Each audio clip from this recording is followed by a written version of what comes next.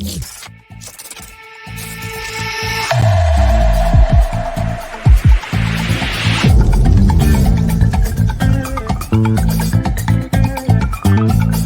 back to another Talking Towns Meets the Opposition. We've got Ian from Tykes blog joining us today. How are you doing, Ian? Thanks for coming on. No problem. I'm good, thank you. Thanks for inviting us.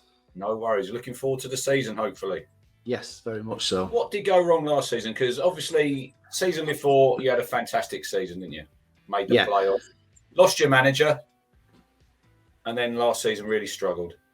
Yeah, I think nobody expected fifth place in the Championship the season before. We lost, you're right, we lost Vale and Ismail, but we also lost our captain, Alex Mowat. We lost our sort of assistant manager. We lost, and then something like a conditioning coach or something, all to West Brom. So we also had a few board members that were in play that were quite toxic for the club. They very little football background and were trying to sign players from places and managers who just didn't understand, didn't get to grips with English football and the Championship. But then also the players have got to hold some account as well. A lot of them were well off form last season. We lacked leadership on and off the pitch, to be honest, and it was clear from September, October, it was going to be a real tough ask. And when they did finally get rid of the manager who started the season, Marcus Schopp, they brought in Poya Asbaghi, who again wasn't what they needed. And that's where we are today. That we're now starting the third tier of English football, but we've seemed to have made some real strides off and on the pitch over the summer. See, new manager Michael Duff's come in, done really well at Cheltenham, got them promoted, and he kept them in League One last season quite comfortably. Yes, happy with his appointment. Very, very happy. He was just what we needed, I think, in terms of the fans have been crying out for a British manager, somebody who knows the leagues, knows the players, knows how tough the leagues are, somebody who's kind of just got that experience. He just seems to say the right things, and it's not all about just talking. You've got to walk the walk as well. But he's just that kind of man we need. He's talked about wanting us to be the fittest squad in the division, and I think Cheltenham were one of the fittest sides apparently. So he wants them to work hard and be hard to beat. But yeah, more than happy. I'm glad we dodged the bullet of Jimmy Floyd Hasselbank anyway. Your transfer activity and one Mr. James Norwood, who you have signed. Yes, it's a bit of a surprise for us because the club generally, and have done for a number of years now, gone to sign players 24 and under, 25 and under, with a view to developing them and then hoping to sell them on for a bit of a quick buck, really. So to sign somebody at 31 was a bit. Yeah. That just shows that we've got some new board members now who. They still want to sign those younger players. If you look at our other transfer activity, a couple of 25-year-olds, 24-year-olds have come in, but they're also happy to open up to experience. And I think it is only a one-year deal with a view to a second after that. Depends how all parties see it. And I think Michael Duff's also alluded that he's also hopefully going to help the younger strikers at the club and some of the younger players in the squad, so he can help on and off the pitch. We still desperately need another couple of strikers. We know that. We're not hailing Norwood as the man who's going to score the goals to get us maybe towards the playoffs or anything. But it's interesting. It's an interesting signing for us. We were quite surprised. I think with that, like you say, that one-year deal, if you were to get promoted, I think that probably means that he's done his job. But I wouldn't see him go into, obviously, the Championship. I think predominantly we're going to get away from that of a 4-3-3. It's going to be more of a 3-5-2 or maybe like a 5-3-2 when we don't have the ball. Duff likes wing backs. We got Nicky Caden for free from Forest Green, which I thought was good signing. Fantastic signing, yes. And although we've let Callum Britton go to Blackburn, we were a bit surprised about, but we do need a bit more depth in those areas. But basically, 3-5-2, he likes two strikers together. Last couple of seasons, we were 3 up top, like Carlton Morris, Collie Woodrow, and another, and they're just you lost two. Woodrow, didn't you? You lost Woodrow to Luton. Yeah, it's the outgo. We always knew the club were very open and said relegation's costing us £6 to £7 million that we're not going to dig in our own pockets. We've got to find. We won't be fire sales, but we will have. If a decent offer comes in for players, they've got to go. So we've been very realistic. We've had a massive squad turnover, and it's not finished yet. Incomings and outgoings. But to lose Morris and Woodrow, we knew one would go. We thought Woodrow would go, but we didn't think both of them would go and go within about a week of each other. And all our goals have gone out of the side, basically, which is concerning. And that's why the club have said, obviously, they've got Norwood, but they've said that they're still looking for another striker or two, maybe. So 3-5-2, he likes his wing backs, likes his two strikers together. I think what we've noticed so far, we've been tougher to beat.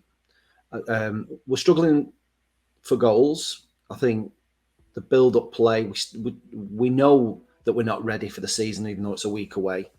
Michael Duff said that in an interview a couple of days ago, and he said a lot, because of the loan market, he was saying that because the season starts earlier and the windows open a bit later, so we'll probably play for about a month before the window closes.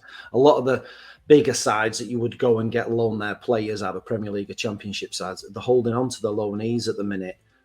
So he said a lot of clubs will go into the new season with 2 or 3 players short. So I think we will be tough to beat, and I think we'll be hard to beat. He wants us fitter and stronger. The next bit for us is we need goals, but it's slowly falling into place. We won't be ready for next Saturday, we know that. Look at your opening day of the season. You head to Plymouth. Tough away game to start with. They were obviously just missed out last season on the last day. How do you think that one will go? I think it's a tough one to start with. I agree. I'd probably be happy with a point down there, really, with then a couple of home games to follow from it. I think places like that are always tough to get results, aren't they? Not just, I mean, they had a good season last season, not just Plymouth, but I look at that table and there's some very strong teams who are going, yourselves, who are going to be strong at home. And I remember last time we were in League One a few years ago and we were unbeaten. We went up second, got about 91, 94 points or something, and went unbeaten all season. And if you're going to, I'm not saying we are going to come first or second, but if you're going to have, for any club that wants to go up, you're going to have a really strong home form. We need to have that this season. And I think Plymouth will be a tough game. I'll especially with us not scoring so many, I'll take a point now, I think. I've got your first 5 games here in the league. You've got Borough in the cup, but we'll skate over that. Plymouth, Cheltenham, which is quite interesting. Obviously, Michael Duff's old club. That Derby away, Derby, and then Bristol Rovers home, Wickham home. So out of the 5 games, 15 points. How many do you think you take? I think we all do this, don't we? We all do this at the start of the season, and we look at these first 5 games and think, we can win this game, we can win that game. And then sometimes it works out nothing like it. Because last season, we played 10 games in League One, and after 10 games, we had 10 points. Yeah. You just know. I think we never tend to do well at Derby.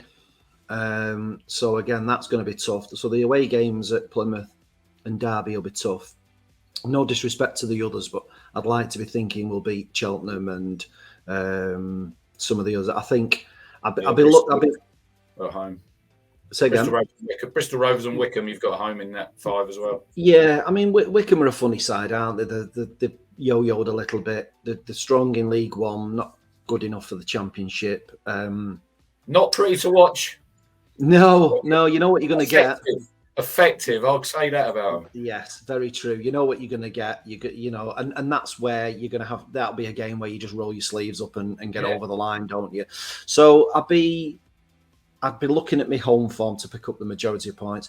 If we got, I don't know, shall we say 10 points out of that, or just over? I'd be a solid start because I'm a bit of a glass half full person, but there's a bit of realism that. New manager, new ideas, 2 new coaches with him. Although Martin Devaney's come up from the under-23s and used to play for us and knows the club inside out. new players. It's going to take time to bed in. So we're guessing all these points, but it might we might hit the ground running and then get that new manager bounce, but it might actually take another month or so for us to really, the players to switch onto his ideas and what he wants. So could be interesting. Could be an interesting start, that. But there's a couple of tough ones there. Definitely Derby and Plymouth, tough games. Right. What are you hoping this season for Barnsley, and what are you expecting? I would love to take the season right to the end and have a run and try and get in those playoffs. I would love that. Realistically, I think myself and the fan base in general seem to think this might be a bit of a put your foot on the ball moment season, where Duff will need another transfer window next summer. Probably, realistically, top 10, with a view then to going for it next season, the season after. So I'd love to say get that 6th spot, and I'd love to say get in the playoffs. But I think realistically, I think if we settle down, play some decent football, because we didn't play that last season, it was awful to watch, and we get top 10, I think people will be quite happy and can see that it's more of a longer term thing this now. Because Duff said that you can't keep yo-yoing between the divisions like we have done. He wants them in the Championship eventually and staying there. So he's saying he's not putting a target on it this season, but a good season would be 10th and above.